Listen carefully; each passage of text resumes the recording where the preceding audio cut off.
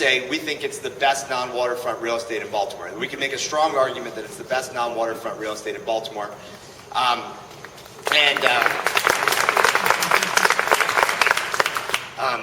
And so we said, let's make a run at this and see if we can't buy Cross Keys. And so it obviously wasn't for sale. Ashkenazi owned it, and this goes now back over 2 years ago. I reached out to, I found a way to get in touch with someone at Ashkenazi, and I said, would you consider selling Cross Keys? And the answer was that Ben Ashkenazi is a long-term holder of real estate. They really like the property. They have, grand plans. It's funny as a Baltimorean when they say this stuff, but they said they love the property. Ben loves the property, and we don't sell real estate. We hold it long term. And I said, all right, well, if you reconsider, let me know. And as you'll get to know, I'm very persistent. So I, a few months later, followed back up and said, hey, just checking back in. Was by there. I noticed another tenant left. Would you be willing to discuss it? And he said, no, not interested in selling the property, but thanks for your interest. Probably another couple months went by, and a guy, Joe Press, who was the COO, sent me a note, and he said, I'm going to be in Baltimore. Would you be open to getting together for a drink? And I said, sure. So I went down. It was actually the Renaissance downtown, and I had a drink with him, and we talked about it. And he said, listen, we don't want to sell the property. We know there's upside here, but we would be willing to do a partnership. Would you be open to doing a partnership?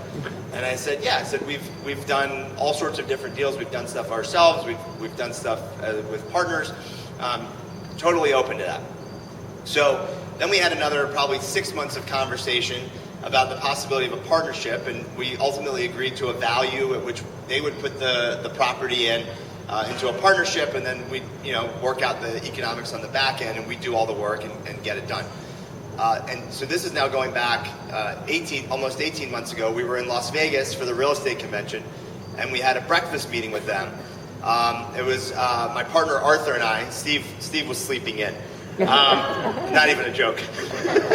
So Arthur and I had breakfast with the president of Ashkenazi and the COO, and we reached a handshake deal. This is in May of 2019. We reached a handshake deal to buy Cross Keys, and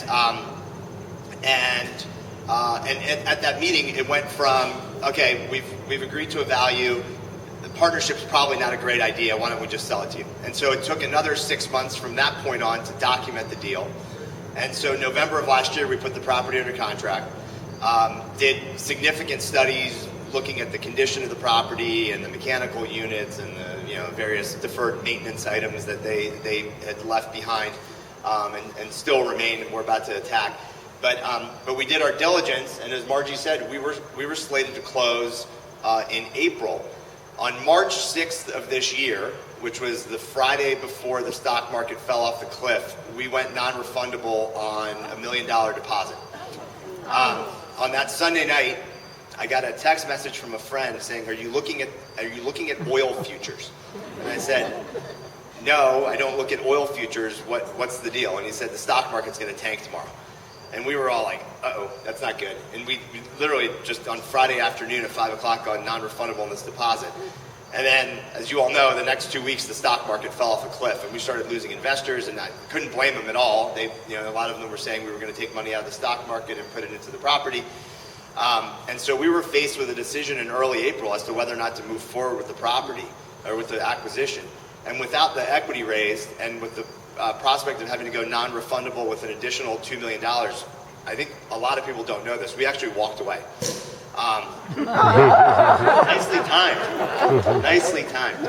Except not good, because we walked away from a $1 million deposit and all the pursuit. But we kept at it and kept trying to raise equity. We ended up with a bunch of new investors who had never invested with us before. A lot of whom are people who grew up in Baltimore, don't necessarily live in. Some of them were friends of mine from high school, friends of mine from college, friends of mine from business school, parents of friends who used to have offices at Cross Keys, and they all said, we believe in this property, we believe in Baltimore, and we'd like to be part of the resurgence. One thing led to another, and come July 21st, we actually closed on the property.